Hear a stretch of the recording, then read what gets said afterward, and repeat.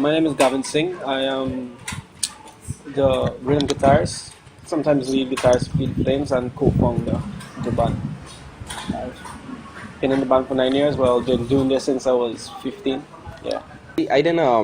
I wasn't around during the inception of the band. The band was started by Gavin Singh. He'll tell you more about it. I joined the band in 2010. I think that was about 2 or 3 years after they had already started, or maybe even more. Feed the Flames.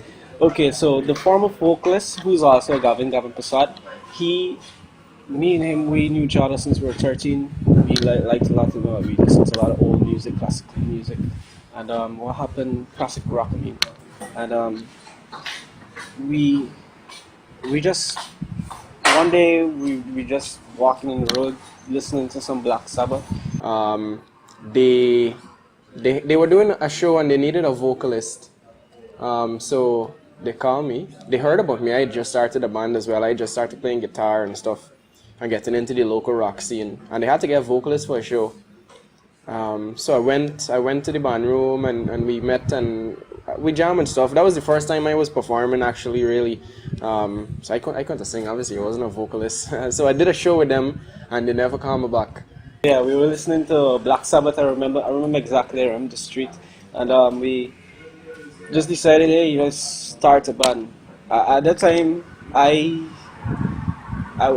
wanted to learn to play an instrument, you know. The then bassist Gavin Persaud, he decided that he would take up vocals. But he used to play bass, so a spot for bass guitarist opened up, and they called me back and. I did a few shows with them and they officially invited me to be a member of the band. So yeah, I joined as a bassist a few years after they had started. Well, just like Mendonca, I wasn't around for the inception of the band. I did come in shortly after the band was created, I think about 2 years or so.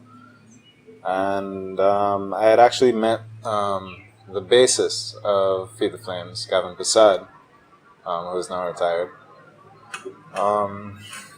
At his restaurant, which isn't actually too far from my house, and we just became really good friends.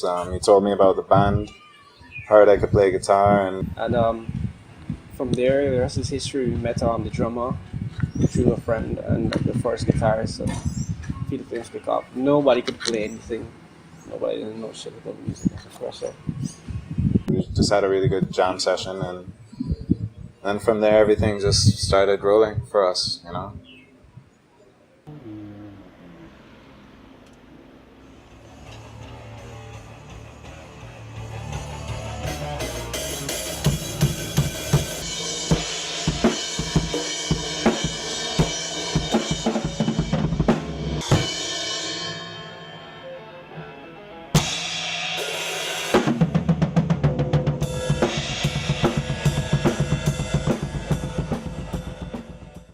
Feed the Flames. Well, to be honest, okay. The original name was decided out from our first vocalist, right? The story goes about the fire and the passion in anything you do. Why we wanted to change the name, we said, you know, when we actually learned to play, we could change the name.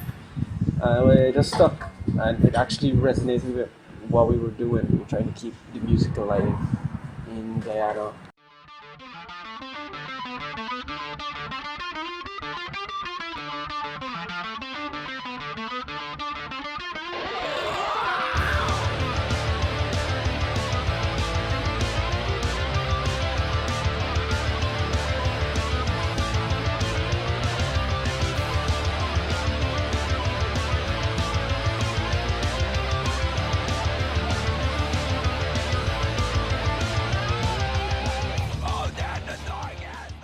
The biggest show in terms of numbers was in 2016 when our country was celebrating our 50th year of independence, and there was a Jubilee festival. We were calling it the Golden Jubilee, 50 years, no? It was a mixture of Feed the Flames, Creole Rock, and Josie. And there was a big festival at the National Stadium. There were a couple thousand people there. That was pretty crazy. It wasn't necessarily our show as such. and that was probably the largest crowd we played for. That was maybe 1,000 or 2,000 people. We also played for a lot of people at the Rupununi Music and Arts Festival. That's a 3-day camping festival in Guyana, in the savannas. And we also did some sick gigs at Skyrock Festival. That was also a big gig, Skyrock Festival in Trinidad in April 2017. Yeah. True now. Now we're a heavy metal band, so we always need to stay true to ourselves. We know that the music we're about to play might not appeal to the average Guyanese, but we want you to listen to this next song with an open mind and an open heart and see the love involved in what we're about to do.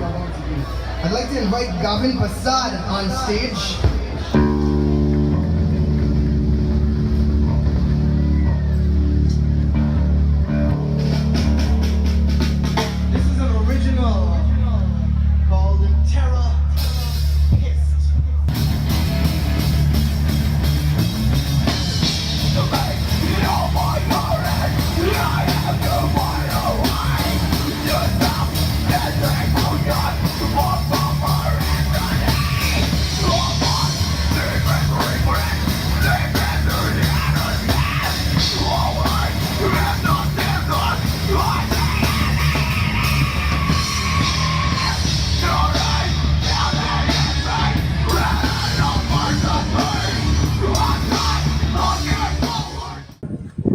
Well, nothing bad don't really happen. Like I dropped my guitar already, like my strap bus, but that wasn't bad because that was part of the performance. You know, that was the fun of it.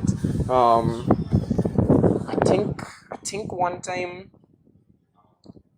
Well, busting strings, of course, especially when you're playing bass and you bust a string, that'll screw you up. Only one time I ever do that though, and tripping over wires and plugging out your guitar when you're performing. Yeah, I think I did do that time at Monkeys Rock the Guyanas. That's for a split second though. Yeah.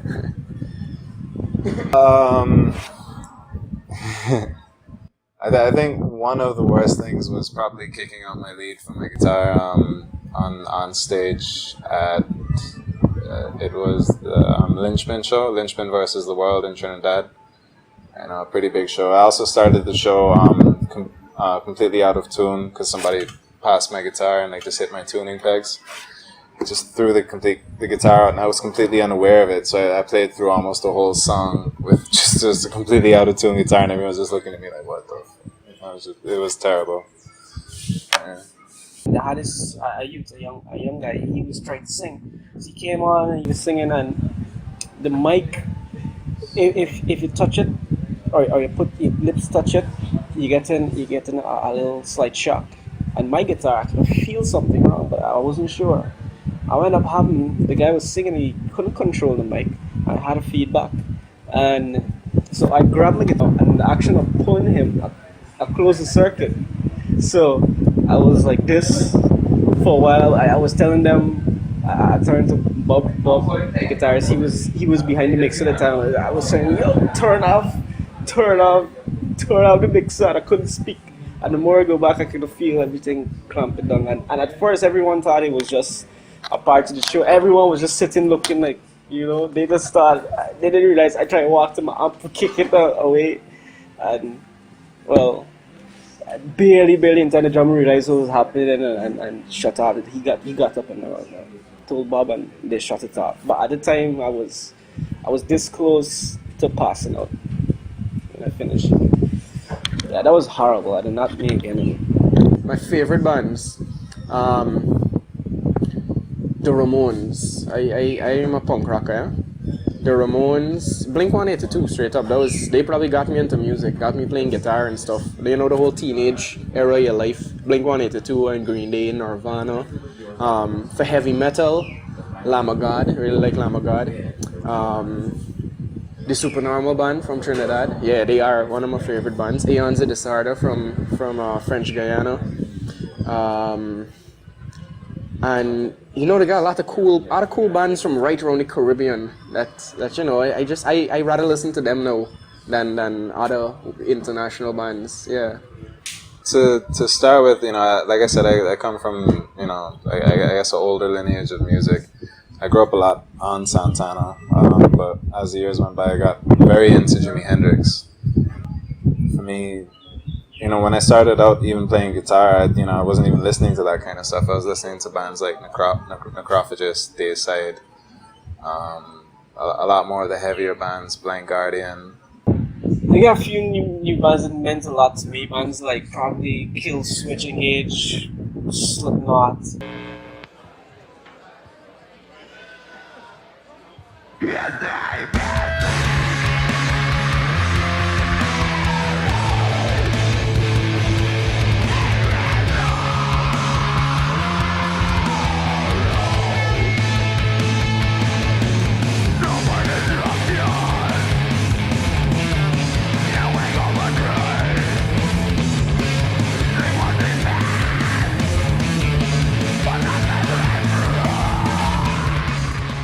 I think the metal bands in Suriname are awesome. There's a very high caliber of musicianship over here.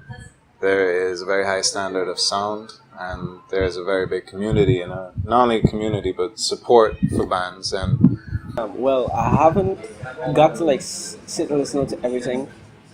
I am familiar with a few. I know I was really impressed with Luguber at the first walking group when I got to saw them live. Yeah, they're incredible. The other day I listened to a new track. I think it was by Asylum. I can't remember the name. That was awesome. People like Jerry Ori, he makes bands being able to come together and play in a format like this completely possible, completely accessible. It's a bit of a drive to get here, but it's totally worth it. And I honestly just always impressed. We're friends with most of them. We've performed with a lot of them. Starting with, let me see, back in 2012, there was a band, Tidal Wave. I think we had performed with them. And of course, Skafu and Luguber, them band is awesome. Asylum, we haven't shared a stage. Oh yeah, we did. We shared a stage with Asylum at Disquiet, when Disquiet was here. We haven't shared a stage with Ravik as yet. But all the bands are cool, and I play all the band's music on Radio Rock and Roll, so I'm actually very familiar with the music. I like the music of Luguber a lot. I think Luguber is my favorite Surinamese band in terms of the real trash metal kind of hardcore punk. Yeah. So it's like when we came out here and see what was going on, that's how we grew. We push ourselves, But yeah, the bands in Suriname cool, and y'all, it's more than just bands. It's like everybody's family, and just treat each other nice, and yeah, man, it's cool. Revolt, big shout out to Revolt.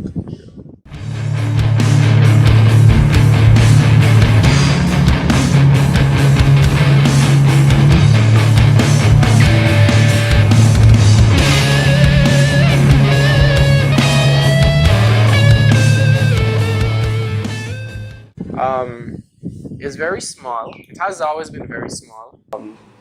The metal scene is Feed the Flames and Two Brutus, pretty much. Now there's a new band come out that's trying to do metal.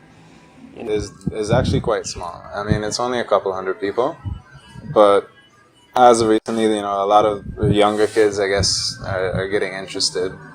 And I'm 25 now, and the kids that were coming out to our shows a couple of years ago are now in bands themselves. There's no scene really, to be honest. Guyana, the band that survived the longest was the Two Protesters. They're 20 years old and they are metal. All other bands, whether it be cover or not, didn't survive that long. We now coming up to 10 next year. So it's kind of ironic that the least accepted genre, the metal, actually survived the longest. It's not as senior or as developed as it is over here, just like in Trinidad. The scene in Trinidad, I think, might be a little bit bigger than the one over here, but it's a completely different scene as to what goes on over here. I find there's a bit more unity amongst bands. We definitely are going to tour this world. We got to put the music out there. That's our aim. We want to continue writing. Wacken in Germany, for sure. Wacken Metal Battle here in Suriname first, then Germany. Skyrock Festival again, and just traveling and performing at as much rock festivals around the world, around the region first, the Caribbean, and then the rest of the world. And of course, just writing new music. We currently are writing new music, and we're gonna be recording new music next year. So yeah, we got a lot in store. Yeah.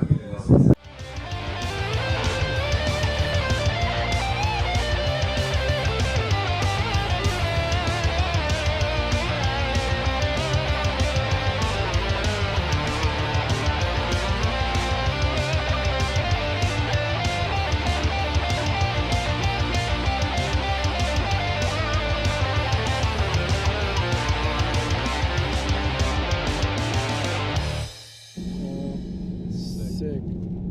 So there's more fire trucks up here than we get in Georgetown, basically. Well, we finished our album last year, and we launched it in Trinidad. It was pretty successful in terms of the fact that it's out there and that it has presence.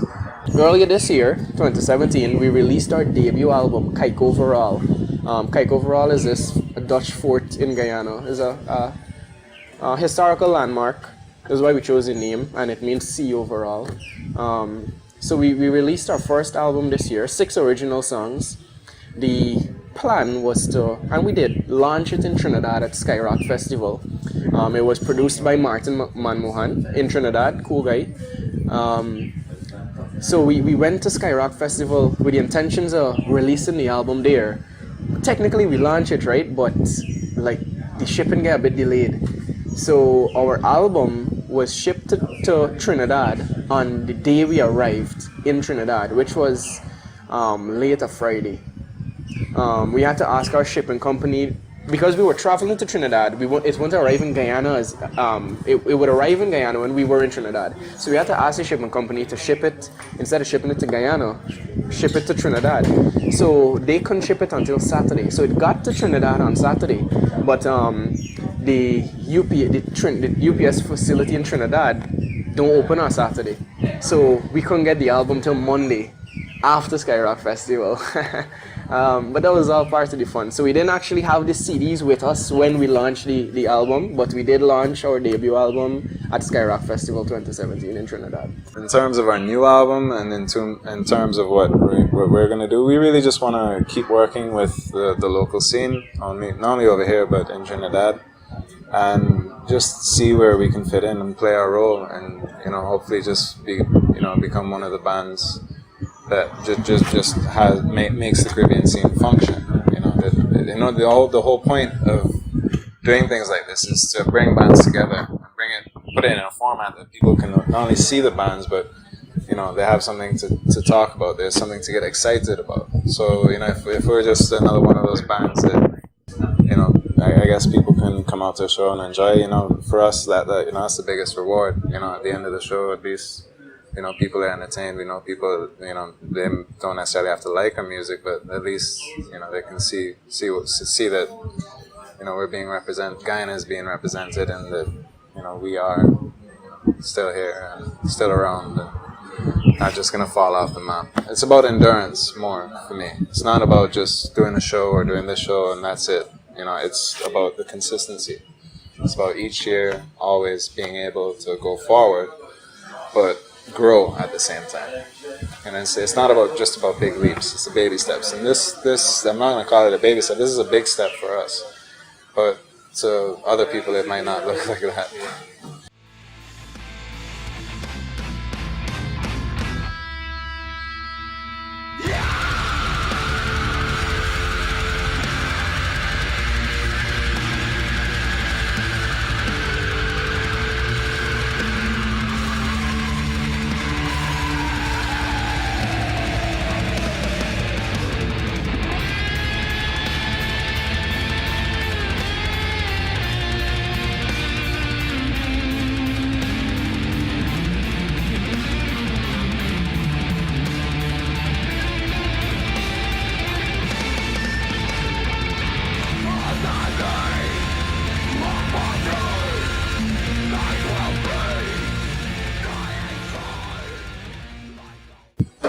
SrananMetal. Yeah, man.